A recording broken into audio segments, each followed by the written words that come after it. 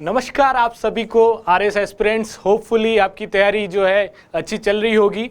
और आपको जो हमने वादा किया था कि पहले हम लोग सिलेबस एनालिसिस करेंगे और उसके बाद में आप लोगों के लिए ये जो PYQ प्रीवियस ईयर क्वेश्चंस उनका एनालिसिस भी लेके आएंगे, उसी वादे के तहत ये वाला वीडियो हम लोग लेके प्रस्तुत हैं। और क्योंकि पिछले जो वीडियोस आए हैं उनमें दो क्वेश्चंस जो है दिमाग में है विद्यार्थियों के, और उसका जो है मैं निराकरण भी करना चाहूँगा। पहला ये था कि हमें जो है विज्ञान और तकनीकी के लिए इस पूरे पोर्शन को कवर करने के लिए कौन सी बुक रेफ़र करनी चाहिए। तो उसके लिए सबसे इम्पॉर्टेंट चीज़ है कि हमें ऑथेंटिक सोर्सेज से ही पढ़ना है, ठीक है। तो पहली चीज़ जो RBSC की बुक्स जो है, पुरानी भी बुक्स है और अभी नई भी चल रही है, ठीक है। 8th 9th और 10th की जो बुक्स है उसमें जो पोर्शन हमारे सिलेबस में डिफाइन है, ठीक है, हमारा सिलेबस वेल डिफाइंड है, उसमें जो पोर्शन है वो वहाँ से कवर करने हैं। और उनमें जो परिभाषाएं या फिर जो पारिभाषिक शब्दावली या फिर कीवर्ड्स है वो वहीं से लेने हैं हमें, क्योंकि एग्जामिनर जो चेक करता है उसको जो की मिलती है, जो वहाँ पे की अवेलेबल करवाती है RPSC, वो इन्हीं ऑथेंटिक सोर्सेज से बनती है। और इसी कारण आपको उन्हीं ऑथेंटिक सोर्सेज से अगर तैयारी करेंगे या अपनी जो भी आंसर्स तैयार करेंगे तो उससे आप उससे कनेक्ट कर पाएंगे और अच्छे नंबर ले पाएंगे, ठीक है।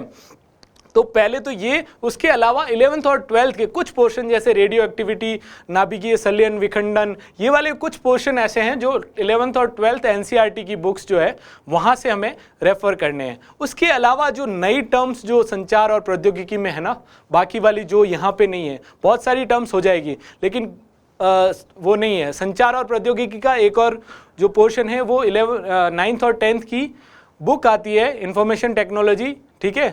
उसी से हमें ये कवर करना है। और इसके अलावा जो बचा ना, जो टर्म्स है, RFID हो गया, क्रिप्टो करेंसी हो गया, ये ऐसी टर्म्स जो है ना, ये हम लोग इंटरनेट के माध्यम से हम लोग कवर कर सकते हैं। लेकिन ये सारी चीज़ें हम लोग वीडियो के माध्यम से आपके लिए उपलब्ध करवाएंगे, ये हमारी कोशिश रहेगी, ठीक है। दूसरा ये था कि क्या ये डिजिटल माध्यम पे उपलब्ध होंगे, ये जो लेक्चर्स होंगे आगे या फिर कोर्स करवाएंगे, इस टाइप का क्वेश्चन था। तो हम लोग कह रहे हैं कि पहले हम लोग जो है हमारा सिलेबस एनालिसिस हो चुका है, PYQs अब आएंगे धीरे धीरे, और उसके बाद में हम लोग ये इनकी जो है कॉन्सेप्ट्स जो है ना, कुछ ऐसे टॉपिक्स है जिन पे सिर्फ कॉन्सेप्ट क्लासेस हो सकती है, वो लेके आएंगे और उसके बाद में हम लोग कोर्स डिज़ाइन कर रहे हैं, ठीक है। तो ये दोनों क्वेश्चन के आंसर हो गए। ऐसे और भी अगर आपके मन में कुछ जिज्ञासाएं हैं, कुछ क्वेश्चंस हैं, वो आप लोग कमेंट में कर सकते हैं ताकि हम लोग आपका आंसर दे पाए, उन जिज्ञासाओं का निराकरण कर पाएँ। अब आते हैं अपने वीडियो पे। इस वीडियो में मैंने जो प्रीवियस ईयर क्वेश्चंस लिए हैं वो मेंस 2018 के हैं। रीज़न मेंस और 2018 में हमारे पास कॉपी अवेलेबल है, और ये कॉपी अवेलेबल जिस मेंस की है वो नवीनतम है, ठीक है। तो 2018 के बाद में हम लोग 2016 पे चलेंगे और फिर 2013 पे चलेंगे और सबसे लास्ट में 2021 का करेंगे, ठीक है। अब जो इसमें कुछ क्वेश्चंस मैं अभी एड्रेस नहीं करूंगा, उनका सिर्फ आपको जो है क्वेश्चंस जो RPSC की कॉपीज़ है उनमें कैसे लिखे गए वो थोड़ा सा दिखाऊंगा, क्योंकि वो हमारे सिलेबस से हट चुके हैं, तो उनको डिस्कस अभी नहीं करूंगा। तो ये इसी के साथ हम लोग इसको शुरुआत करते हैं और पहला क्वेश्चन लेते हैं। देखिए, ये जो है क्वेश्चंस, इनके माध्यम से आपको 2-3 चीज़ें मैं इसमें क्लियर करूंगा।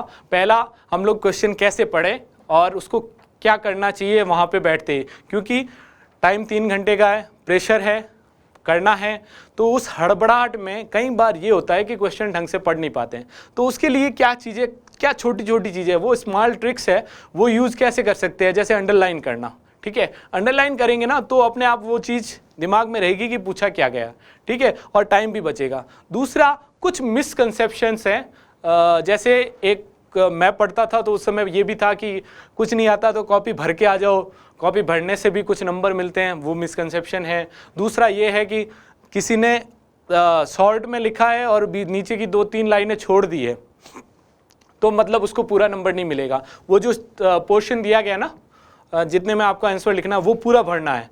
तो ऐसे जो मिसकंसेप्शंस हैं कुछ, वो मैं आपको कॉपी दिखाऊंगा, प्रत्यक्ष को प्रमाण की ज़रूरत नहीं है, तो वो कॉपी दिखाऊंगा और उस कॉपी में बताऊंगा कि ऐसे कुछ नहीं है, और ताकि आप लोग जब एग्ज़ाम दें मेंस एग्जाम जब भी नेक्स्ट होगा आप लोग दे, तो आपके दिमाग में ये क्लैरिटी रहे कि हमें कैसे आंसर करना है। इसी के साथ स्टार्ट करते हैं first question, beta positive beta negative decay, beta plus beta minus decay. ठीक है, तो मैंने क्या किया, पहले ही अंडरलाइन किया। उसके बाद में दूसरा जो कीवर्ड है वो है मूलभूत नाभिकीय प्रक्रियाओं को लिखिए। ठीक है, ये हो गया फर्स्ट कीवर्ड्स जो हैं, ये हैं बीटा पॉजिटिव और बीटा नेगेटिव डिके, और इनका लिखना क्या है, मूलभूत नाभिकीय प्रक्रियाओं को लिखना है, अभिक्रियाएं और उसका प्रोसेस क्या है वो लिखना है। ठीक है, अब क्योंकि बीटा नेगेटिव और बीटा पॉजिटिव क्षय है, ये रेडियो एक्टिविटी वाले पार्ट से है, तो उसके लिए आपको बेसिक समझ होनी चाहिए। इस क्वेश्चन को आंसर करने से पहले मैं आपको वो बेसिक समझ देना चाहता हूँ। थोड़ा सा लंबा होगा, लेकिन जो आर्ट्स के स्टूडेंट हैं जिनको थोड़ा साइंस से डर लगता है, उनके लिए ये वाला पार्ट इसीलिए डाला गया है ताकि वो बेसिक समझे और उसके बाद में इसका आंसर।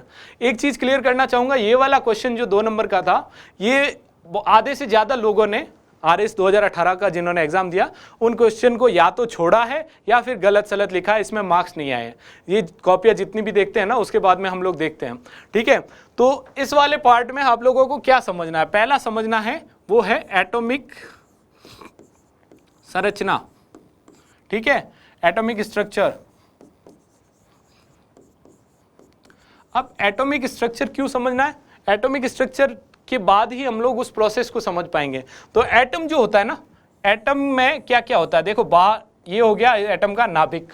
ठीक है, बीच वाला जो है वो नाभिक है। नाभिक में क्या होता है, न्यूट्रॉन और प्रोटॉन, और बाहर होता है इलेक्ट्रॉन। ठीक है, जो कक्षा में चक्कर लगाते हैं, कॉमन चीज है, आपको पता होगी। उसके अलावा इलेक्ट्रॉन जो होता है वो नेगेटिवली चार्ज होता है, प्रोटॉन जो होता है वो पॉजिटिवली चार्ज होता है, और न्यूट्रॉन जो होता है वो न्यूट्रल होता है। ये इंपॉर्टेंट ध्यान होनी चाहिए। उसके बाद में 2 इंपॉर्टेंट चीज होती है, एक होता है एटॉमिक नंबर, परमाणु स्थान। ठीक है, एटॉमिक नंबर। एटॉमिक नंबर क्या होता है, atomic number is equal to number of protons present in nucleus. ठीक है, तो जो प्रोटॉन होते हैं ना नाभिक में, उन्हीं को एटॉमिक नंबर कहा गया है। दूसरा होता है, ये यहाँ पे हम लोग कर देते हैं प्रोटॉन, नंबर ऑफ प्रोटॉन। ठीक है, फिर होता है एटॉमिक मास, उसका द्रव्यमान, परमाणु द्रव्यमान, परमाणु भार। ठीक है, एटॉमिक मास क्या होता है, नंबर ऑफ प्रोटॉन्स और नंबर ऑफ न्यूट्रॉन्स। ठीक है, क्योंकि इलेक्ट्रॉन का जो भार होता है वो इन प्रोटॉन या न्यूट्रॉन के भार से नगण्य होता है। ठीक है, उनकी तुलना में नगण्य होता है, इसलिए इलेक्ट्रॉन को नहीं काउंट करते, सिर्फ प्रोटॉन और न्यूट्रॉन को काउंट करते हैं और उसी को भार कह देते हैं। ठीक है, उसी को यूनिट दे दिया और उसी को भार कर देते हैं, N+P। ओके, ये दोनों चीजें क्लियर होगी। अब हम लोग जब किसी अभिक्रिया में किसी एटम के बारे में लिखते हैं तो उसको कैसे लिखते हैं, उसको जब लिखा जाता है वो ऐसे लिखा जाता है। बेसिक समझ है आप लोगों को होगी, लेकिन फिर भी क्लियर करता हूँ कि यहाँ जैसे ये हो गया X। ठीक है, ये संकेताक्षर होता है किसी भी एटम का, ये संकेताक्षर। जैसे हाइड्रोजन का हो गया H, हीलियम का हो गया He, कार्बन का हो गया C, Na हो गया सोडियम का, ऐसे ही संकेताक्षर इसका है। मान लीजिए कोई संकेताक्षर है X। फिर यहाँ ऊपर जो होता है वो होता है एटॉमिक मास। ठीक है, किसी भी एटम का जो मास होता है उसको लिखा जाता है और उसको हम लोग A से रिप्रेजेंट कर देते हैं, A एटॉमिक मास। ठीक है, नीचे जो होता है वो एटॉमिक नंबर या नंबर ऑफ प्रोटॉन्स। ठीक है, वो सीधा ये लिखा जाता है नंबर ऑफ प्रोटॉन्स। तो यहाँ पे हम लोग लिख देते हैं Z is equal to number of protons. अब ये चीज़ आपकी क्लियर हो चुकी है। ठीक है, अब इसके अलावा दूसरी चीज़ होती है एक आइसोटॉप। ठीक है, समस्थानिक, ये लिख लेते हैं समस्थानिक। ठीक है, समस्थानिक क्या होते हैं, जो कोई एटम होता है उसमें परमाणु, 2 एटम जो है, परमाणु जो उसका परमाणु स्थान या परमाणु क्रमांक समान है लेकिन परमाणु भार अलग अलग है। तो परमाणु स्थान या परमाणु क्रमांक किससे डिसाइड होता है, नंबर ऑफ प्रोटॉन से। यानी नंबर ऑफ प्रोटॉन सेम है लेकिन भार में क्या क्या आएगा, प्रोटॉन और न्यूट्रॉन। तो न्यूट्रॉन के नंबर जब चेंज होते हैं तो वो वाला हो गया समस्थानिक। ये सीधा भी पूछ सकता है, आपके लिए ये है। ठीक है, ऐसे 2 परमाणु जिनमें नंबर ऑफ प्रोटॉन तो मतलब परमाणु क्रमांक तो सेम रहेगा लेकिन परमाणु भार अलग अलग होगा, वो हो गए समस्थानिक। ठीक है, ये चीज़ें बेसिक अभी टर्म यूज़ करूँगा इसीलिए। तीसरा आ गया रेडियो एक्टिविटी। रेडियो एक्टिविटी के बारे में विस्तृत चर्चा हम लोग करेंगे बाद में जब चैप्टर आएगा तब। बाकी बेसिक समझ के लिए रेडियो एक्टिव यही है कि ऐसा कोई एटम जो अस्थायी होता है, वो अस्थायित्व को प्राप्त करने के लिए अपने में से या तो अल्फा कण उत्सर्जित करता है या बीटा या गामा एनर्जी उत्सर्जित करता है। ये वाला कॉन्सेप्ट है। ठीक है, वो क्योंकि जो है एटम जो है वो उसमें अगर प्रोटॉन न्यूट्रॉन ज़्यादा हो गए उसके नाभिक में तो वो उत्सर्जित करके अपना जो है स्थायित्व प्राप्त करता है। ठीक है, जैसे वही है कि मतलब लिफ्ट होती है ना, तो लिफ्ट में जैसे ही ओवरवेट हो जाता है तो लिफ्ट नहीं चलेगी, फंक्शनल नहीं होगी। तो उसमें से जैसे ही वो ओवरवेट वाले लोग बाहर चले जाते हैं तो लिफ्ट फंक्शन हो जाती है। तो ऐसे ही मान लो, सिंपल एग्जांपल लेमन टर्म में ये आपको दिया है। ठीक है, तो रेडियो एक्टिविटी समझ में आ गई, आइसोटॉप समझ में आ गई, और कैसे लिखना है प्रोटॉन को वो समझ में आ गया। तो अब हम इसका आंसर दे पाएंगे, एक कोशिश करते हैं कि कैसे देंगे। क्या लिखा हुआ है, बीटा पॉजिटिव बीटा नेगेटिव क्षय क्या होता है। ठीक है, उस क्षय का मूलभूत नाभिकीय प्रक्रियाएं लिखनी है। बीटा, अब थोड़ा सा क्षय के बारे में पढ़ लेते हैं। देखो, एक अल्फा क्षय होता है, एक बीटा क्षय होता है और एक गामा क्षय होता है। अल्फा क्षय में क्या होता है, 4He2 किसी बड़े नाभिक से एक ऐसा टुकड़ा बाहर चला जाता है। ठीक है, यानी उसके द्रव्यमान से 4 की कमी होगी और उसके प्रोटॉन की संख्या में 2 की कमी होगी। ये बाहर चला जाता है और उसी को अल्फा कण कहा जाता है। ठीक है, बीटा में क्या होता है, बीटा में या तो इलेक्ट्रॉन निकलता है या पॉजिट्रॉन। पॉजिट्रॉन क्या है, जिसका वजन तो इलेक्ट्रॉन के बराबर है लेकिन उस पर चार्ज जो है वो पॉजिटिव है। ठीक है, तो ये उससे निकलते हैं, या तो इलेक्ट्रॉन निकलेगा या पॉजिट्रॉन निकलेगा। और गामा में सिर्फ एनर्जी निकलती है। ये थोड़ा सा ध्यान रखिए अभी के लिए, बाकी जो है डिटेल में पूरा हम लोग बाद में स्टडी करेंगे। तो ये आपका कॉन्सेप्ट क्लियर हो गया। अब आ जाते हैं अपन बीटा प्लस बीटा माइनस।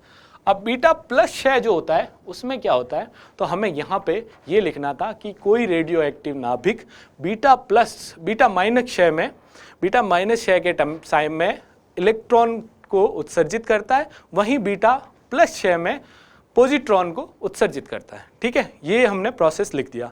उसके बाद में इनकी अभिक्रियाएं लिखनी थी हमें, प्रक्रियाएं कैसी होती है। तो प्रक्रियाएं जैसे बीटा माइनस जो है वो कुछ नहीं है, बस इलेक्ट्रॉन है। ठीक है, उसका क्षय हो रहा है। ठीक है, अब किसी नाभिक से इलेक्ट्रॉन का क्षय, ये नाभिक में बाहर वाले इलेक्ट्रॉन क्षय नहीं है, नाभिक से निकलेंगे। ठीक है, ये ध्यान रखना। तो नाभिक में क्या क्या है, न्यूट्रॉन और प्रोटॉन। ठीक है, इलेक्ट्रॉन तो है नहीं, तो कैसे होगा, तो ये होगा न्यूट्रॉन जो है यहाँ पे नाभिक में वो टूटेगा, वो जो है टूटेगा, उसका क्षय होगा। वो किस में जाएगा, वो एक प्रोटॉन बनाएगा क्योंकि न्यूट्रॉन पे 0 चार्ज है। ठीक है, और एक बनाएगा इलेक्ट्रॉन, और उसके साथ साथ में एक एंटी न्यूट्रिनो भी जाएगा। ठीक है, इसका कॉन्सेप्ट बाद में समझेंगे और समझने की वैसे ज़रूरत नहीं है, सिर्फ अपन को इतना ध्यान होना चाहिए।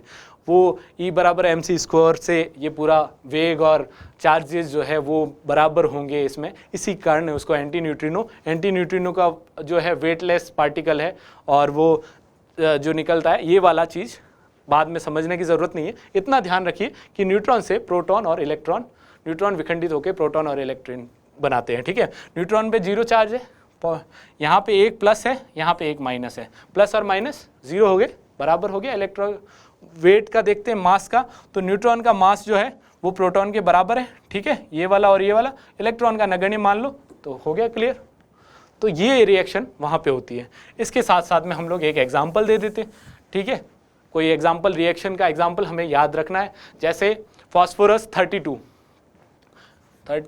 फास्फोरस, ठीक है, यहाँ पे 15, ये फास्फोरस का समस्थानिक है। ठीक है, तो इसमें क्या होगा कि फास्फोरस का जो हम लोग पढ़ते हैं, फास्फोरस का वेट जो है वो 31 होता है। ठीक है, 31 वेट है, ये उसका आइसोटॉप है, इसमें एक न्यूट्रॉन ज़्यादा है। तो इसमें क्या होगा, एक न्यूट्रॉन जो है वो प्रोटॉन में बदल जाएगा। प्रोटॉन में बदलते ही ये क्या होगा, इसका क्रमांक जो है, क्योंकि ये प्रोटॉन की संख्या है, तो ये क्रमांक जो है वो कम हो जाएगा, ये बढ़ जाएगा। तो क्या हो जाएगा, 16 किसका है, वो है सल्फर का। ठीक है, और उसका वजन जो, वेट जो है, द्रव्यमान, क्योंकि इलेक्ट्रॉन गया है, प्रोटॉन न्यूट्रॉन नहीं निकला है, तो उसका वेट जो है, मास जो है वो सेम रहेगा, ठीक है। उसके अलावा साथ में हम लोग रिएक्शन में लिख लेंगे इलेक्ट्रॉन प्लस एंटी न्यूट्रिनो। ये थोड़ा सा याद रखना, ये हो गया आपका रिएक्शन। वैसे के वैसे बीटा पॉजिटिव शेयर, ठीक है, बीटा पॉजिटिव शेयर में क्या निकलेगा, पॉजिट्रॉन, ठीक है, पॉजिट्रॉन निकलेगा। वो कैसे निकलेगा, अब पॉजिट्रॉन तो है नहीं, ठीक है, तो क्या होगा कि प्रोटॉन तो है, प्रोटॉन है, प्रोटॉन पे क्या चार्ज होता है, प्लस, ठीक है, प्रोटॉन कन्वर्ट होगा न्यूट्रॉन में प्लस पॉजिट्रॉन। अब चार्ज कैसे कंजर्व करेंगे, देखो प्रोटॉन में प्लस चार्ज, न्यूट्रॉन में जीरो चार्ज और यहाँ पे प्लस, तो प्लस इजिकल टू प्लस हो गया, ठीक है। यहाँ पे और साथ में न्यूट्रिनो भी डाल देंगे, ठीक है। तो ये हो गया हमारी सिंपल रिएक्शन। उसके बाद में इसका एक और एग्जाम्पल ले लेंगे। एग्जाम्पल में क्या लेंगे, एक 22 Na, ये थोड़े एग्जाम्पल आपको याद करने होंगे, ठीक है, 22 Na 11, ठीक है। अब इसमें जो है एक प्रोटॉन जो है वो न्यूट्रॉन में कन्वर्ट हो रहा है, ठीक है। तो प्रोटॉन न्यूट्रॉन में कन्वर्ट होगा तो यहाँ पे क्या हो जाएगा 10, और यहाँ वजन तो उतना का उतना रहेगा, तो यहाँ पे आ जाएगा 10। 10 किसका होता है, नियॉन का, ठीक है, और यहाँ पे आ जाएगा 22 प्लस इलेक्ट्रॉन प्लस न्यूट्रिनो, ठीक है। ये वाला हमें आंसर में लिखना था। ये आपका मोटे मोटे तौर पे मैंने समझाया है इसको, और इसको जो है मॉडल आंसर कैसे होता वो मैं आपको दिखा देता हूँ कि ऐसा आंसर लिखते तो आपको 1.5 से 2 नंबर, फिर आपकी राइटिंग भी होती है, कुछ प्रेजेंटेशन का भी होता है, तो उसके बेसिस पे 1.5-2 नंबर ठीक मिल जाते हैं। कोई रेडियो एक्टिव नाभिक बीटा माइनस क्षय में इलेक्ट्रॉन और बीटा पॉजिटिव क्षय में पॉजिट्रॉन उत्सर्जित करता है। बीटा माइनस क्षय का ये रिएक्शन है और बीटा प्लस क्षय का ये रिएक्शन है, एग्जाम्पल 7 के साथ। इसमें आपको मार्क्स या तो पूरे मिलते 2, या फिर आपकी राइटिंग और बहुत सारे फैक्टर्स होते हैं, उसके बेसिस पे आपको प्लस माइनस करके 1.5 या उतना मिल जाता है, ठीक है। अब देखते हैं आंसर्स, क्योंकि क्वेश्चन जो है बहुत कम लोगों ने, मैंने भी काफ़ी कॉपीज़ देखी, उसमें बहुत कम लोगों ने या तो अटेम्प्ट किया है, अटेम्प्ट नहीं किया है, वैसा फालतू कुछ भी लिख दिया है, तो उसमें 0 नंबर आए, तो उनको नहीं। ये 2 कॉपी है जिसमें आधा नंबर मिला है इसको। अब देखो बीटा पॉजिटिव विखंडन अल्फा किरण का उत्सर्जन, कहीं कुछ है रिलेवेंट है, नहीं है ना। तो आप लोग कहते हो ना कि कुछ भी लिख लोगे तो हो सकता है आधा नंबर तो दे ही देगा। ये मिसकंसेप्शन आप लोग दूर कर दो, क्योंकि पढ़ना ढंग से पड़ेगा। जब तक आप सटीक आंसर नहीं लिखोगे तब तक ना तो आपको पूरे मार्क्स आएंगे, और जैसे ही 2-4 क्वेश्चन ऐसे ऊपर नीचे हो गए तो आप कंपटीशन से ऑलरेडी बाहर हो जाओगे, क्योंकि कंपटीशन बहुत तगड़ा है, ठीक है। तो इसलिए हर एक क्वेश्चन को, हर एक टॉपिक को अच्छे से कवर करना है, ठीक है। अब ये वाला पोर्शन जो है बीटा किरण का उत्सर्जन, कुछ मतलब नहीं है, 0 नंबर आप लोग देख सकते हैं, यहाँ पे 0 नंबर मिले हैं इस कॉपी में, ठीक है। दूसरा वाला जिसने लिखा है बीटा माइनस में, इसके उत्सर्जन पर परमाणु क्रमांक में परमाणु 1 की वृद्धि तथा परमाणु भार में अपरिवर्तित रहता है। सीधी बात लिखिए, लेकिन इस प्रोसेस को सही से समझा नहीं पाया, तो आधा नंबर एग्जामिनर ने दिया है, ठीक है। बीटा प्लस में भी इसने लिखा है और आधा नंबर दिया है इसको, ठीक है। तो अगर कुछ मतलब थोड़ा बहुत भी आइडिया है तो क्वेश्चन छोड़ना नहीं है, थोड़ा बहुत आइडिया है तो लिखना है, लेकिन ये वाले क्वेश्चंस जो है हमें एंड में करने हैं, ऐसे क्वेश्चन, ताकि हम लोगों को जो अच्छे से आ रहे हैं ना वो हम पहले से अटेम्प्ट करें और अच्छे मार्क्स जो है उसमें इंश्योर करें, ना कि पहले इन क्वेश्चन में दिमाग लगाएं और बाद में जो है हड़बड़ी और वो करते रहें, ठीक है। अब आते हैं नेक्स्ट क्वेश्चन। नेक्स्ट क्वेश्चन है अनुरूप। देखिए इसमें थोड़ा सा करेक्शन है, थोड़ा वो प्रिंटिंग वाला में, कि हमें जो है यहाँ पे आरपीएससी ने अनुरूप में एनालॉग लिखा हुआ था ब्रैकेट में, ठीक है, और अंकीय में जो है वो डिजिटल लिखा हुआ था। वापस से अनुरूप, एनालॉग और डिजिटल, किसमें संकेत के मध्य अंतर करें, हमें करना है अंतर। हमें इनकी परिभाषा दे देंगे तो मार्क्स में हमारी कटौती होगी, सिर्फ अंतर करना है। तो अंतर करने के लिए सीधा 2 नंबर के क्वेश्चन में, 5 नंबर के क्वेश्चन में सीधी लाइन खींच लीजिए, ठीक है। एक तरफ ये लिख दीजिए, एक तरफ ये लिख लीजिए, तो क्या होता है इसमें कम शब्दों में ज़्यादा मैटर हम लोग कवर कर पाएंगे। अब जो एनालॉग संकेत होते हैं वो क्या होते हैं, उनके बारे में थोड़ा सा जान लेते हैं। एनालॉग संकेत जो पुराने टाइम में टेलीफोन लाइन में या उनसे होता था ना, वो जो वेव फॉर्म में जाते थे, ठीक है, एक परास उनकी आवृत्ति फिक्स होती थी, इस परास में जाएंगी, ठीक है, और वो संकेत निरंतर क्या बोलते हैं समय के साथ परिवर्तित होते रहते थे। तो ऐसे संकेत को एनालॉग, और उनका जो दर्शाते हैं हम लोग वो दर्शाते हैं ऐसे, ये एनालॉग संकेत। पुराने संकेत है, टेलीफोन में कई बार ऐसा भी होता था कि आवाज़ जो है मिस हो जाती थी या फिर आवाज़ नहीं आती थी, कई बार डिस्टर्बेंस रहता था, तो इनमें जो है विकृति की संभावना भी ज़्यादा है। तो ये सारी चीज़ें इसकी हो गई। डिजिटल अभी जो संकेत है वो कैसे जाते हैं, बिट के थ्रू जाते हैं, बिट है ना 0 1 उसके तरह जाते हैं। असतत संकेत होते हैं, इसको जो रिप्रेजेंट हम लोग करते हैं वो कैसे करते हैं 0 1, जैसे ये 0 हो गया, ये 1 हो गया, ये 0 हो गया, ये 1 1, ऐसे आई बात समझ। तो इसको जो रिप्रेजेंट करते हैं ना हम लोग बनाते हैं कहीं पे, तो ये डायग्राम बनता है। और ये जो है नई तकनीक है, अभी कंप्यूटर से डेटा संचार इसी के माध्यम से होता है, तो ये उन्नत है और विकृति कम आएगी, अच्छा उन्नत है और प्रौद्योगिकी रूप से उन्नत है। ये सब अंतर हमको दोनों जगह लिखने थे, 3 अंतर लिख लिए होते हैं अच्छे से, तो आपके मार्क्स पूरे आ जाते। ठीक है, तो अब देखिए हमने क्या मॉडल आंसर बनाया है इसका, ये है इसका मॉडल आंसर। सिंपल 3 अंतर लिखे हैं। ठीक है, ये संकेत सतत होते हैं, ये संकेत असतत होते हैं। ये तरंग के रूप में डेटा प्रसारित करते हैं, जिसकी साइन वेव के रूप में इसको हम लोग रिप्रेजेंट करते हैं। ये बिट्स के रूप में, यहाँ पे अपन ये भी कर सकते हैं 0 या 1। ठीक है, इस रूप में डेटा संचारित करते हैं। इसमें विकृति की संभावना, इसमें विकृति की न्यून संभावना। क्वेश्चन का आंसर इसके अलावा भी हम लोग कि इसमें जो है एक निश्चित परास के मध्य इसका मान कुछ भी हो सकता है, इसका मान 0 या 1 होगा, ऐसा भी लिख सकते हैं। ठीक है, उन्नत है अवनत है, ये सारी चीज़ें हमें लिखनी है। और भी जो 5-6 हमारे अंतर है उनमें से कोई भी, लेकिन ये वाला दो अंतर जो है आप लिखो और डायग्राम बना दो। ठीक है, प्रेजेंटेबल भी लग रहा है और ठीक भी लग रहा है। अब देखिए, अब मैं कहूँगा इससे थोड़ी मानोगे आप लोग, क्योंकि एग्जामिनर ने कैसे मार्क्स दिए हैं ये देख लो। ऊपर वाला, अब जो एक कंसेप्शन है ना कि कुछ भी लिखो मार्क्स मिलेंगे, आधा पाव तो कुछ तो देगा, ये देख लो। ये कितने मार्क्स है 0। ठीक है, तो ये अब इसने जब लिखा है, सोच के लिखा है, कुछ तो सोचा होगा, और एटलीस्ट 1 या 2 मिनट इसने खराब किए हैं इसमें। ठीक है, अगर इसका इस वजह से ज्योग्राफी वाला पोर्शन या एथिक्स वाला पोर्शन का कोई एक अच्छा क्वेश्चन जो अच्छे से कर सकता था उस पर इसने ध्यान नहीं लगाया और ये वाला किया है, तो इससे बड़ी गलती कुछ और नहीं हो सकती। तो मेरा ये सजेशन रहेगा कि जो क्वेश्चन बिल्कुल भी नहीं आते, ठीक है, बिल्कुल भी नहीं सुना है, कुछ भी नए एकदम से ऐसे होते हैं क्वेश्चंस, वो बाद में अटेम्प्ट कीजिए। पहले जो अच्छे से आते हैं ना वो अटेम्प्ट करते रहिए। ठीक है, ताकि क्या है कि एटलीस्ट ये 0 मार्क्स के लिए हमारा टाइम वेस्ट तो नहीं होगा, और बाकी वाले में हम लोग टाइम को यूटिलाइज तो कर पाएंगे। मिलना तो यहाँ पे 0 ही है, अगले वाले में हम लोग उसको 4 से 6 कर सकते हैं, लेकिन यहाँ वाले को 0 से 1 नहीं कर सकते। तो ये आप ध्यान रखिए। ठीक है, अब आ जाते हैं दूसरे वाले में। इसमें और इसमें क्या अंतर है, 1.5 मार्क्स मिले हैं, इसमें 2 मार्क्स। लिखा लगभग सेम है, इसने थोड़ा सा जो है प्रेजेंट ढंग से नहीं किया है, तो मे भी उस प्रेजेंटेशन की वजह से 1.5 मार्क दिया है। बाकी क्वेश्चन जो लिखा है ना, तरंगों के रूप में सतत असतत 0 1 के रूप में, ये वेव्स भी बनाई हैं, पुरानी विधि नवीन विधि, बिट का उपयोग। ठीक है, नीचे वाले ने थोड़ा सा भरा हुआ लिखा है और पूरा सही से, यह सतत संकेत है, यह असतत संकेत है, यह तरंग के रूप में है, यह 0 1 के रूप में है, इसकी गुणवत्ता कम है, इसकी गुणवत्ता अच्छी है।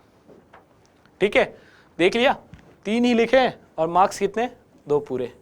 1.5 2 ठीक है, हालांकि इसमें भी आप अच्छे से प्रेजेंट करेंगे तो आप इस आधे नंबर को बचा के बहुत ज़्यादा गैप कर लेंगे। तो इसलिए ये ध्यान रखना कि कैसे लिखना है। ये भरने की वजह से नहीं है, मैं यहाँ पे भरने का नहीं कह रहा हूँ, लेकिन जो लिखा है ना पूरा ढंग से लिखा है, और इन्होंने जो है पूरा जो है आधा पोर्शन की खा गया, पूरा सेंटेंस फ्रेमिंग भी नहीं हुई है। ठीक है, तो ये ध्यान रखिएगा। अब आ जाते हैं चौथा क्वेश्चन। थर्ड क्वेश्चन जो है वो साबुन और अपमार्जक अभी इतना रिलेवेंट नहीं है, इसको बाद में बताएंगे। चौथा क्वेश्चन 2 नंबर का ये था, मानव रक्त में पहला हो गया मानव रक्त में और हीमोग्लोबिन की भूमिका। पूछा क्या है, भूमिका, रोल। ठीक है, what role haemoglobin plays in human blood. ठीक है, तो ये पूछा है हमारे क्वेश्चन में। इसमें आप ये मत लिखियो कि हीमोग्लोबिन आयरन से बना होता है या वो वाला ठीक है, वो वाला पोर्शन नहीं लिखना है, फालतू की चीज़ें नहीं लिखनी है, हीमोग्लोबिन की कमी से एनीमिया हो जाता है, ये आप लास्ट में लिख सकते हो, लेकिन पहले जो मेन पोर्शन में है ना, ये नहीं लिखना है। ये इसी पे लिख दिया तो मार्क्स कम मिलेंगे, अच्छा नहीं मिलेगा, क्योंकि जो है 2 नंबर का पोर्शन जो है उसमें 4 लाइनें ही आएगी, 4 लाइनों में 2 लाइनें अगर आपने ऊपर वाली ये भर दी तो इंप्रेशन जो है वो पूरा ख़राब चला जाएगा। तो मानव रक्त में हीमोग्लोबिन की 2 ही भूमिका है मोटे मोटे तौर पे, जो हमारे ये RBSC की, सॉरी अब आपको यहाँ पे बता देता हूँ। फर्स्ट वाला क्वेश्चन जो था हमारा बीटा क्षय वाला, वो हमें मिलेगा 12th NCERT 12 जो है 12वीं की सेकंड पार्ट के रेडियो एक्टिविटी वाले और उस वाले चैप्टर में, ठीक है। सेकंड क्वेश्चन जो हमारा था वो हमें मिलेगा, सेकंड क्वेश्चन क्या था, ये तरंग आयाम, ये सॉरी एनालॉग और डिजिटल संकेत वाला, ये हमें कहाँ मिलेगा, ये हमें मिलेगा 9th की इंफॉर्मेशन टेक्नोलॉजी की जो पहले बुक चलती थी उसमें हमारे ये संचार के प्रकार, उसमें उस वाले चैप्टर में, शायद 4th या 5th चैप्टर है, रिमेंबर नहीं है, वो वाले उस चैप्टर में मिलेगा और एग्जैक्ट मिलेगा, आप अच्छे से उसको देख सकते हैं। इसीलिए मैं कहता हूँ ऑथेंटिक सोर्स से पढ़िए, ताकि क्वेश्चन भी वहीं से बनेंगे और आंसर्स भी वहीं से आएंगे, और उसकी कीवर्ड्स आप अगर यूज़ कर लोगे तो अच्छे मार्क्स आएंगे। अब आते हैं इसमें थर्ड वाला भी, ये भी हमारे जो है सिलेबस की RBSC की बुक से है, हीमोग्लोबिन की भूमिका 8th क्लास के चैप्टर 4 तो मुझे नहीं है, 8th क्लास की RBSC की जो 2016 एडिशन की बुक है उसमें ये है, ठीक है। तो मानव रक्त में हीमोग्लोबिन की भूमिका, हीमोग्लोबिन होता क्या है, पहली चीज प्रोटीन होता है, ठीक है। तो ये प्रोटीन क्या, एक लाल वर्णक प्रोटीन होता है। तो पहली भूमिका इसकी होती है, ये रक्त को लाल रंग जो प्रदान करता है वो हीमोग्लोबिन वर्णक करता है, ठीक है। दूसरी भूमिका होती है इसकी, ये रक्त में ऑक्सीजन का जो परिवहन करता है ऑक्सी हीमोग्लोबिन बनके, और उससे फेफड़ों से ऑक्सीजन को लेके हीमोग्लोबिन ऑक्सीजन से रिएक्शन करता है और ऑक्सी हीमोग्लोबिन बनता है, और उसके बाद में वहाँ जाता है, ऊतकों में ऑक्सीजन को पहुँचाता है, और वापस आके डीऑक्सी हीमोग्लोबिन के रूप में वापस से वहाँ से जो है CO2 लेके वापस आता है, और यहाँ पे CO2 फेफड़ों तक पहुँचाता है। ये उसकी मोटी मोटी भूमिका है, इसी को हमको तरीके से लिखना था। और इसका जो है मॉडल आंसर क्या होगा, ये मॉडल आंसर होगा हीमोग्लोबिन प्रोटीन की भूमिका, ठीक है। लाल वर्णक के रूप में, यहाँ पे हम लोग ये कर लेते हैं, लाल वर्णक के रूप में रक्त को लाल रंग प्रदान करता है। दूसरा, ऑक्सी हीमोग्लोबिन में परिवर्तित होकर फेफड़ों से ऑक्सीजन का ऊतकों तक परिवहन तथा CO2 का ऊतकों से फेफड़ों तक परिवहन, ये इसकी भूमिका है, ठीक है। ये 5 नंबर के क्वेश्चन में हम लोग लिख लेते। इसके अलावा थोड़ा अगर नीचे ऐड करना चाहो कि इसकी कमी से एनीमिया होता है या फिर इसकी कमी से एनीमिया को मापते हैं, ये वाला हम लोग ऐड कर सकते हैं। बाकी वाली चीज़ें जो है वो अननेसेसरी होती है। अब देख लो, अब ये हो गया मानव रक्त में हीमोग्लोबिन की भूमिका क्या है। 1.5 नंबर मिले हैं, क्या लिखा है, ऑक्सीजन का परिवहन कोशिकाओं तक एवं CO2 को फेफड़ों से तक CO2 का फेफड़े तक परिवहन, ये होगी इसकी फर्स्ट पार्ट हो गया, ठीक है। और जो है RBSC कोशिकाओं का संश्लेषण करता है, ये सॉरी 2 नंबर का क्वेश्चन है, 1.5 नंबर ठीक मिला है। RBC कोशिकाओं का संश्लेषण करता है, ये नहीं है रक्त को लाल रंग प्रदान करता, सिर्फ ये लिख लेता तो यहाँ पे इसको भी 2 नंबर मिल सकते थे, इतना ही है, ठीक है। अब आ जाते दूसरे वाले ने क्या लिखा, जिसको आधा नंबर मिला। मानव रक्त में हीमोग्लोबिन रक्त के परिवहन, परिरक्षण, प्रतिरक्षण के लिए उत्तरदायी है, कुछ भी लिखा है। इसी के कारण रुधिर का थक्का जमता है। अब देख लो, रुधिर का थक्का हीमोग्लोबिन कब से जमाने लगा। एवं शरीर के अंगों के मध्य रुधिर परिसंचरण होता है, एक प्रोटीन की भांति कार्य करता है। अब सिर्फ ये शायद कोई एक प्रोटीन की भांति या फिर परिवहन, ठीक है, रक्त के परिवहन का कोई मतलब नहीं है, सिर्फ या तो ये प्रोटीन की भांति कार्य करता है, ये इसकी वजह से आधा नंबर मिला है। और ये तो फिर किस्मत पे होता है कि आपको आधा नंबर मिला, बाकी मार्क्स इसमें नहीं है क्योंकि क्वेश्चन की समझ ही नहीं है और कुछ भी लिखा गया है। तो ये वाले हमारे 2 नंबर के क्वेश्चंस जो है वो कंप्लीट होते हैं यहाँ पे। इसके बाद नेक्स्ट वीडियो में हम लोग 5 नंबर के करेंगे, लेकिन वीडियो ख़त्म करने से पहले 2 क्वेश्चन जो हमारे अब सिलेबस में नहीं है, हालांकि पूछ सकते हैं, तो उसका ये सिंपल क्वेश्चन है, ज़्यादा इतना इम्पोर्टेंट नहीं है। साबुन और अपमार्जक के बीच में 2 अंतर बताइए, तो ये सब बता सकते हैं, ठीक है। अब लेकिन देखिए, अंतर इसने भी लिखे, अंतर इन्होंने भी लिखे, लेकिन कठोर जल में कारगर नहीं, जैव निम्नीकरण है और इनके लिए कच्चा माल पेट्रोलियम उत्पादों से प्राप्त होता है। कठोर जल में सफाई करते हैं, अजैव निम्नीकरणीय हैं, इनके लिए कच्चा माल वनस्पति तेलों से मिलता है। लिखा अच्छा है, लेकिन कीवर्ड्स की यहाँ पे कमी है।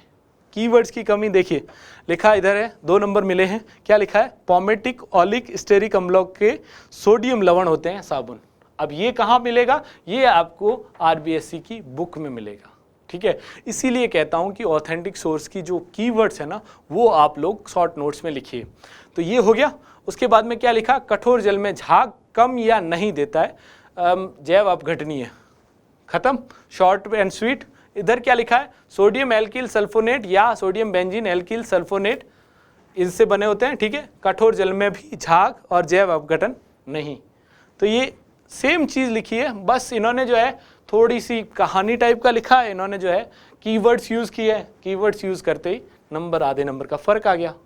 तो यही चीज़ आपको ध्यान रखनी है, और आप जो है इसमें हमेशा पढ़ेंगे ऑथेंटिक सोर्स से, और उनके कीवर्ड्स जो है वो आप याद रखेंगे। अब आ जाते हैं बहुलक की परिभाषा।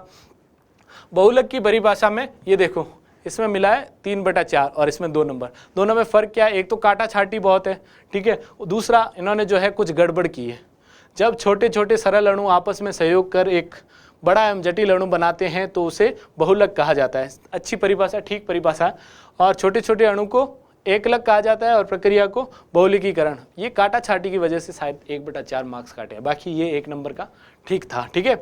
उसके बाद में जैव बहुलक के जो है कार्बोहाइड्रेट और रक्त, इसको काटा है। रक्त को क्यों दिया मुझे नहीं समझ में आया, तो इसको काटा है। रक्त तो है ही नहीं, इसलिए इनको यहाँ पे 0 नंबर मिले। दूसरे वाले में देखिए, 2 या 2 से अधिक सरल एकलक अणु जब संयुक्त और वृहद जटिल अणु बनाते हैं, इसे जटिल अणु को बहुलक कहते हैं। ये परिभाषा मिलती जुलती है कहाँ पे? Board of secondary education Rajasthan की बुक से, ठीक है। उसमें सीधी परिभाषा है, उसी को लिखा है, सीधा 1 नंबर। फिर जैव बहुलक, सेल्यूलोज, प्राकृतिक रबड़, सीधा 1 नंबर। 2 नंबर, कोई नंबर नहीं कटा, ठीक है। तो ये ध्यान रखना है, 3 चीज़ें ऑथेंटिक सोर्स से पढ़ना है। दूसरा, जो चीज़ नहीं आती है उनको बाद में अटेम्प्ट करना है, पहले हमारे को जो अच्छे से आते हैं उनको अटेम्प्ट करना है। तीसरा, अगर थोड़ा बहुत भी कुछ समझ में आता है तो उसको तो है ना थोड़ी अच्छी भाषा में और अच्छे प्रेजेंटेबल वे में लिखना है, ठीक है। तब जाके हमारे मार्क्स अच्छे आएंगे। तो हमारा जो है ये 2 नंबर के क्वेश्चन आज किए हैं। अब नेक्स्ट वीडियो में जो है हम लोग 5 नंबर के करेंगे और उससे नेक्स्ट में 10 नंबर के करेंगे, ठीक है। और आप लोग अगर कोई क्वेरी होती है आपकी, कोई भी परीक्षा से रिलेटेड कोई भी क्वेरी है, वो आप कमेंट में पोस्ट कर सकते हैं, उनको हम लोग नेक्स्ट वीडियो में एड्रेस करेंगे, ठीक है। तो ये आप लोग कर सकते हैं और हम लोग आपके लिए हमेशा तैयार रहेंगे। Thank you very much.